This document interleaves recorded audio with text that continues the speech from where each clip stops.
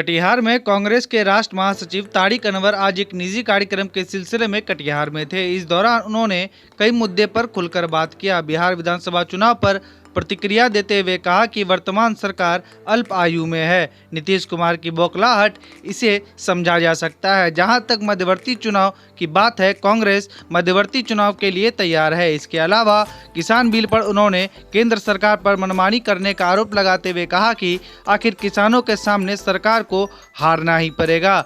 MIM के 5 seat के जीत पर उन्होंने कहा कि लोकतंत्र के लिए भाजपा और एमआईएम दोनों खतरनाक है और दोनों एक ही सिक्के के दो पहलू हैं। आप सभी लोगों को मालूम है कि क्या किस प्रकार से बनी है। इसमें प्रशासन का दुरुपयोग किया गया, चुनाव आयोग का दुरुपयोग किया गया।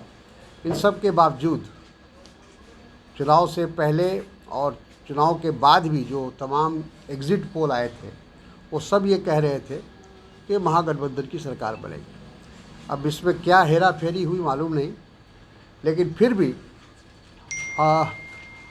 हम लोग का ये मानना है कि ये सरकार ज़्यादा दिनों तक बहुत टिकाऊ नहीं हो पाएगी, क्योंकि खुद उनके अंदर बहुत अंतर्विरोध है और आने वाले समय में नीतीश जी को बहुत मुश्किलों का सामना करना पड़ेगा। नीतीश जी की वो परिस्थिति अब नहीं रह गई जो पहले थी।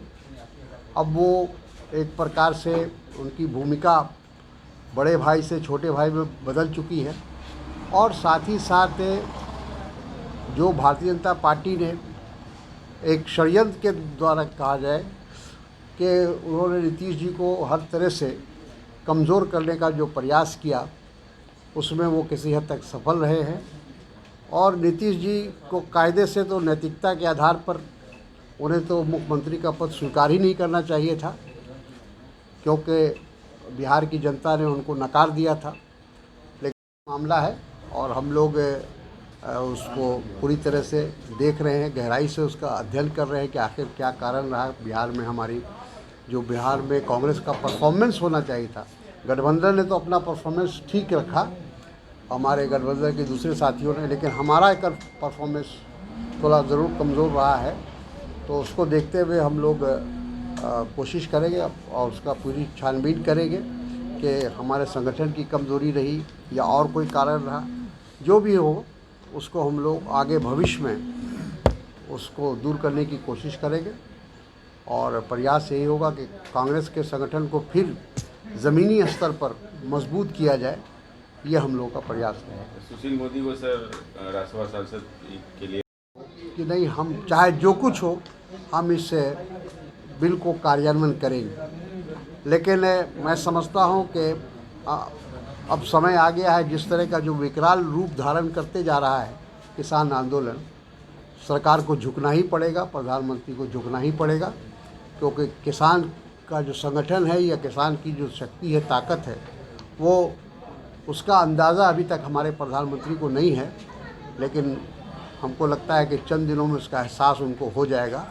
किसानों को नाराज़ करके वो भारत में शासन कर लेंगे, देश चला लेंगे, ऐसा संभव नहीं है।